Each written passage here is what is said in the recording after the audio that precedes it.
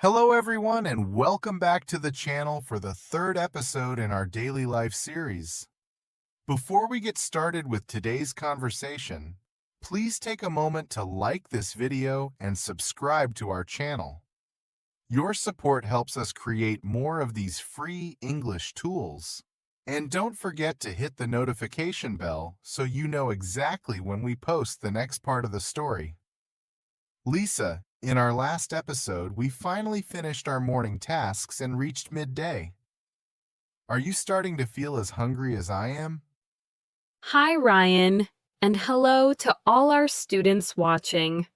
I am absolutely starving because I had a very light breakfast this morning before I caught my train. I've been looking at the clock on my computer screen for the last 20 minutes, just waiting for it to turn 12 o'clock. Don't forget to comment below and tell us what time you usually take your break at your job. Ryan, do you have a specific routine when the clock finally hits lunchtime? I definitely do, although it isn't always the healthiest routine in the world.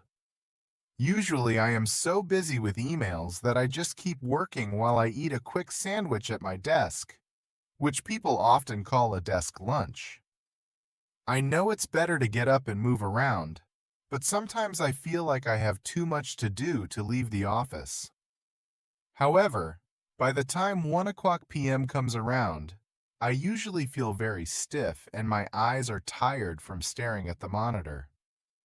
Ryan, you really should try to change that habit because unplugging for 30 minutes makes a huge difference in your productivity. I make it a rule to leave my desk and go to the break room, or, if the weather is nice, I walk to the small park down the street. I usually bring my own lunch in a brown bag, which today is some grilled chicken and rice I made last night. It is much cheaper than buying food every day, and I find that the fresh air helps me clear my head before the afternoon shift begins. You are right, and I am actually a bit jealous of your grilled chicken right now. My sandwich is a bit boring because I made it in a rush this morning before I left the house. Sometimes, if I am feeling lazy, I will go to the deli across the street and order a hot panini or a bowl of soup. It's nice to talk to the people at the deli because they are always very friendly, and it gives me a chance to have a conversation that isn't about work projects or deadlines. That social interaction is so important, especially since we spend so much of our day focused on professional tasks. In the break room, I usually see my coworkers Sarah and Mike, and we try to talk about our hobbies or our plans for the weekend. We have a rule that we don't discuss our to-do lists while we are eating because we need that mental break. If we talk about work during lunch, it feels like we never actually left our desks, and that can lead to feeling very tired by the end of the week. That is such a good rule to have with your coworkers. Sometimes when I go to the deli, I see people from other departments, and we end up talking about the weather or the new restaurant that just opened around the corner.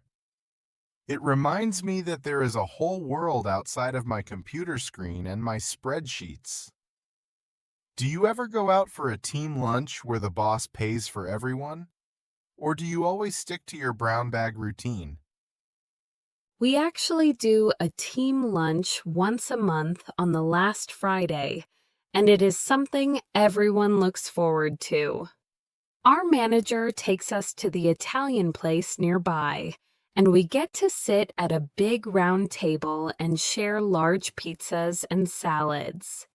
It is a great way for us to bond as a team, and the atmosphere is much more relaxed than it is inside the office building.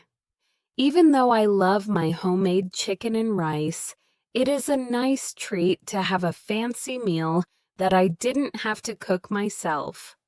I agree completely. And that brings up a good point about the afternoon slump that almost everyone feels around 2 o'clock p.m. After I finish my lunch and get back to my desk, I often feel very sluggish, and it becomes much harder to concentrate on difficult writing or math. This is the time of day when I usually go to the office kitchen to make my second cup of coffee. I need that pick-me-up to help me stay awake and finish the last 3 hours of my shift. I feel that slump every single day, Ryan, and I think it's because our bodies are busy digesting our lunch. I usually try to schedule my easiest tasks for the early afternoon, like filing papers or organizing my digital folders. I save the high-energy tasks for the morning and the busy work for the afternoon when my brain is moving a little slower. Around 300 p.m., I might have a small snack, like an apple or some nuts, to give me enough energy to reach the end of the day. That is a very smart way to manage your energy levels throughout the day. I should try to organize my schedule like that instead of trying to do hard work while I am feeling tired. For me, the afternoon is often full of check-in meetings where we collaborate on the progress of our weekly goals. These meetings are usually shorter than the morning ones, but they are important to ensure everyone is on the same page before we go home. Sometimes these meetings can be a bit stressful if we are behind on a deadline, but they help us stay organized. I have those same meetings, and sometimes they feel like they go on forever when I am just ready to be done for the day. If the meeting is in a conference room without windows, I feel even more sleepy, and I have to drink a lot of water to stay alert. I find myself looking at my watch frequently once it gets past 4 p.m. because the finish line is so close. I start to wrap up my projects by saving all my files and making sure my desk is clean for the next morning.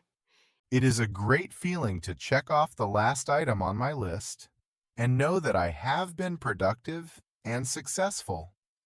I always feel a sense of relief when I can finally close all the tabs on my internet browser and turn off my desk lamp. Before I leave, I always check my calendar for the next day so I know exactly what to expect when I arrive tomorrow morning. Do you have any special habits you do right before you leave your desk for the night? I actually spend 5 minutes writing a new to-do list for the next morning, so I don't have to think about it when I'm at home. It helps me dump all the work thoughts out of my brain so I can truly relax during my evening. Once that list is written, I put my headphones in my bag, grab my coat, and head toward the exit. It is a wonderful feeling to walk out of those sliding doors and feel the cool evening air on my face after being inside all day. There is no better feeling than a completed to-do list and that first breath of fresh air. I usually spend the last 30 minutes of my day answering any last-minute emails that came in during the afternoon. I don't like to leave unread messages in my inbox because I don't want to worry about them during my evening.